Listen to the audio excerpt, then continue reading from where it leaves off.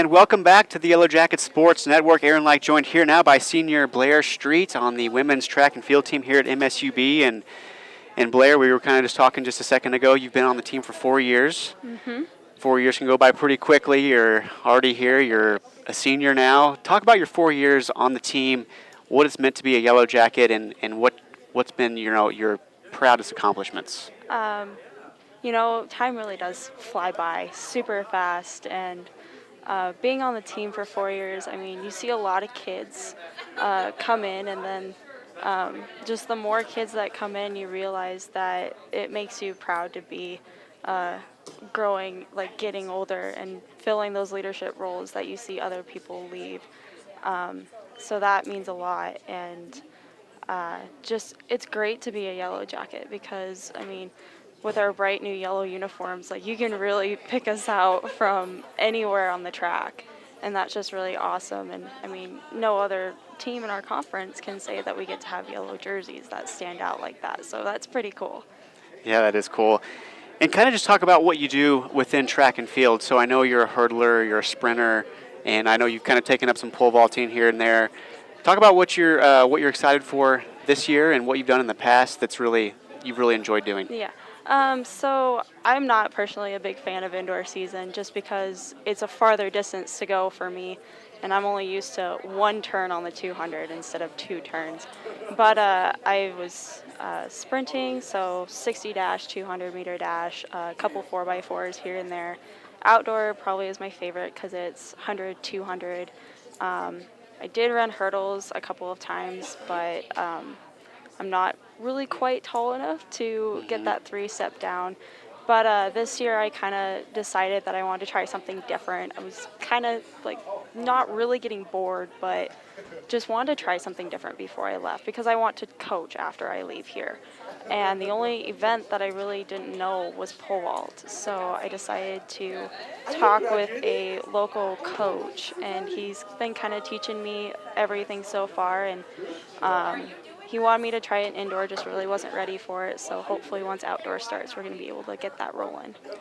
Yeah, I've always wondered how pole vaulters get into pole vaulting. I've seen people do it before, and it just seems like a very tough thing to pick up. But has that been going? Have you been practicing it a little bit, or?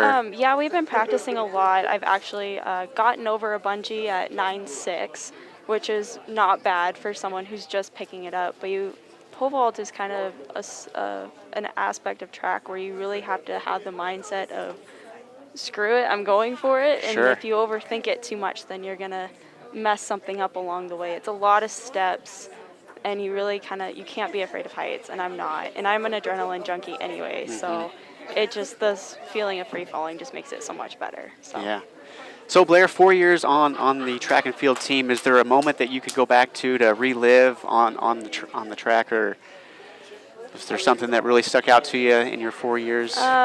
I would definitely say when I first came in, the coach that was there, we obviously have new sprints coach, but the coach that was here before sat me down and was like, I have to admit your block starts are the worst I have ever seen. And he goes, I don't know how you did so well in high school.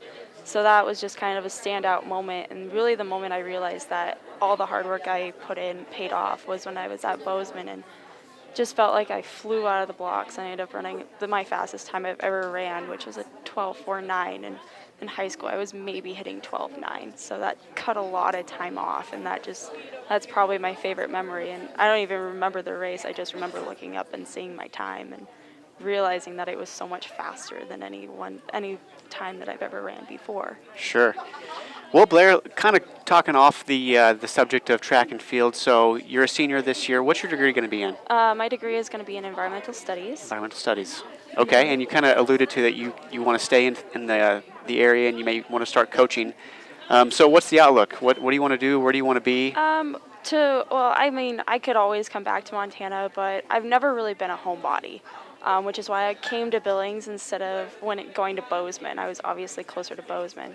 But I just wanted to get away. So I think after I graduate, I'm obviously going to go to grad school, probably in rangeland ecology or rangeland science of some sort. And then kind of explore a little bit, get out, and then come back eventually. But I do want to coach. I've had a couple of schools ask for my help already, but it's just one of those things I said maybe after I'm done or when I don't have as much credit load, because it really does take up a lot of time. Yeah, absolutely. So that's great. You're going to continue your education. And, a big part of being a student athlete, of course, is what you do out in the community here, especially at MSUB, such a big community-oriented school.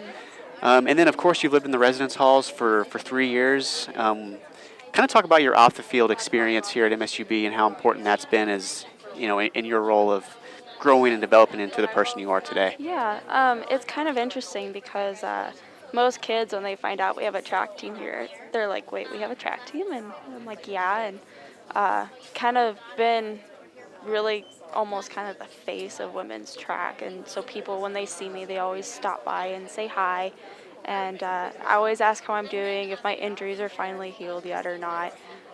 But to me, like, the campus environment is very friendly, and other athletes know other athletes. And then once more people start coming in, I mean, they get to realize that you are an athlete. You're one of the people they can look up to on campus and just kind of be personable with them. Yeah, and also you are a representative on the Student Athletic Advisory Committee. Talk about what you do on that committee and what some of the initiatives are as far as what you all are wanting to do. So it actually started last year. I attended the National Student Athlete Leadership Forum, which was held in Orlando, Florida, and there was Division I, Division II, Division III athletes from all different schools, and we kind of went just to kind of a little bit of empowerment towards this next year. So I came on SAC this year, and I attended the conference, our GNAC SAC as well. And one thing I really kind of noticed was that team alcohol policies. I mean, that's a big thing to me. Wasn't really, like, we didn't have an athletic one. So the student athlete, the SAC committee kind of came up with kind of a proposal for that as a department-wide. And just making sure that people realize that there are consequences if you're going to go out and be a college student before you're a student athlete. I mean, that's the joy of being a student athlete, is you have that ability to continue on your competition season after high school. I mean, not a lot of kids do that. I think it was like maybe 30% after high school gets continue on. It's even less for Division II because there's not very many Division II schools in the nation. So being a D2 athlete really does mean a lot, and you just have to realize that there are consequences with it, but in the end, it's totally worth it. And Blair, we'll get you out of here on this question.